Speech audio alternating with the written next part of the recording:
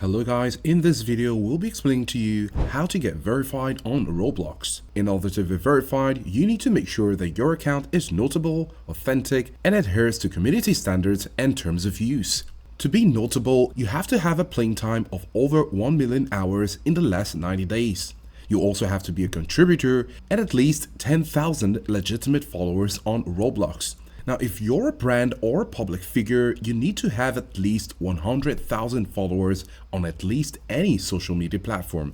This includes Twitter or X, Instagram, TikTok, Facebook, or YouTube. Or you could have 100k monthly listeners on Spotify. Now, if you're a creator of avatar items, you need to have at least 2 million Robux in revenue for the last 90 days with at least 200k items sold. And when it comes to being authentic, you need to have a government-issued ID in order to verify that you are who you are. And finally, you need to make sure that your accounts are secure and active. This means that your account has the authenticator enabled and has been active on the platform for at least 180 days.